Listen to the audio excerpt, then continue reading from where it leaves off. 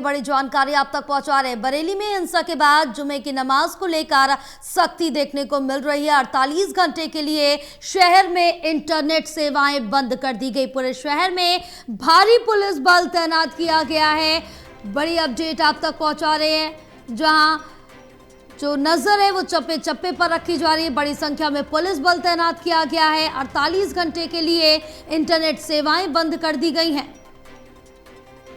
बरेली में हिंसा के बाद जुमे की नमाज को लेकर ये सख्ती देखने को मिल रही है, क्योंकि बरेली में जिस तरह से जो हिंसा हुई थी उसके बाद पुलिस प्रशासन अलर्ट मोड पर नजर आ रहा है। हमारे साथ हमारे सहयोगी ललित कांडपाल जुड़े हैं और जानकारी लेंगे। ललित, क्या कुछ अपडेट मिल पा रही, क्योंकि बरेली हिंसा को लेकर जुमे की नमाज पर सख्ती देखने को मिली, किस तरह से व्यवस्थाएं रखी गई थी? मध्ये दानत होती म्हणून रिक्षावाले मंत्री झाले। पूरा विवाद गहराया था। बरेली में जिस तरीके से हिंसा हुई, हिंसा के जो मुख्य साजिशकर्ताओं के जो साजिशकर्ता थे उनमें जो है तौकीर रजा भी थे। तौकीर रजा को उसके बाद गिरफ्तार किया गया और उसके बाद अब जो है यूपी पुलिस कार्रवाई कर रही है। वहीं दूसरी तरफ हम देख रहे हैं कि आज क्योंकि जुम्मे की नमाज है तो उसके बाद एक तरीके से आज वहां पर सख्ती बरती जा रही है। अगले 48 घंटे के लिए इंटरनेट सेवाओं को पूरी तरह से बंद कर दिया गया है। पूरे शहर में लगभग पुलिस बल तैनात है। हालांकि कर्फ्यू जैसी कोई स्थिति नहीं है, लेकिन बावजूद उसके भारी पुलिस बल तैनात किया गया है, ताकि अगर कोई भी अराजक तत्व जुम्मे की नमाज के बाद किसी तरह से हालात बिगड़ते हैं तो उन पर तुरंत काबू पाया जा सके।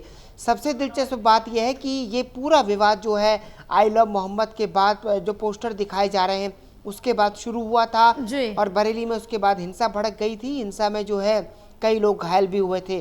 तो उसके बाद लेकिन मुख्यमंत्री योगी आदित्यनाथ का बयान भी आया था और उन्होंने कहा था कि शायद बरेली जिन्होंने ये पूरी साजिश रची है वो भूल गए हैं कि इस वक्त उत्तर प्रदेश में किसकी सरकार है।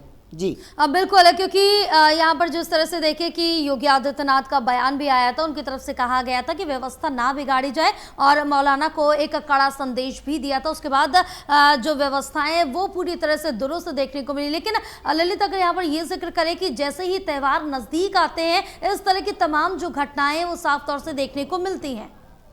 बिल्कुल आपने सही कहा कि इस तरीके की घटनाएं तभी ज़्यादा सामने आती हैं जब देश में त्योहारों का मौसम आता है। और इस बात को सब जानते हैं कि सितंबर से शुरू होने वाले हमारे जो त्योहार हैं वो अंतिम में छठ पर्व के साथ समाप्त होते हैं और छठ पर्व तक जो है एक के बाद एक कई कार्यक्रम आते हैं और उस दौरान ये जो त्योहारों का उत्सव है ये तकरीबन 2 से ढाई महीने तक का चलता है। तो लेकिन बावजूद उसके हम देखते हैं कि हर बार कई संवेदनशील इलाकों में स्थिति बिगड़ जाती है और वहां पर फिर पुलिस को बल इस्तेमाल करना पड़ता है और स्थिति इतनी बिगड़ जाती है कई बार कि कई जगहों पर कर्फ्यू लगाना पड़ता है। लेकिन इस बार मुख्यमंत्री योगी आदित्यनाथ ने साफ तौर पर कहा कि जिन्होंने हिंसा भड़काई है उनके खिलाफ सख्त कार्रवाई की जाएगी और कर्फ्यू भी नहीं लगेगा। यानी कि उनका इशारा साफ है कि जो त्योहार मनाए जा रहे हैं उन त्योहारों को पूरे जोश के साथ मनाया जाएगा, कहीं पर कोई कोताही नहीं बरती जाएगी। यूपी पुलिस जो है वो भी इसी तर्ज पर काम कर रही है।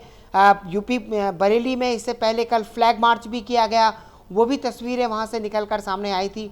तो कुल मिलाकर अगर कहा जाए तो जिस तरीके से बरेली में हिंसा हुई थी बिल्कुल है, क्योंकि कहीं ना कहीं अब जो व्यवस्था है वो काफी सख्त देखने को मिल रही है और किसी भी तरह का यहाँ पर हिंसा ना हो इसके लिए भारी पुलिस बल तैनात है। बहरहाल तमाम जानकारी साझा करने के लिए बहुत शुक्रिया आपका।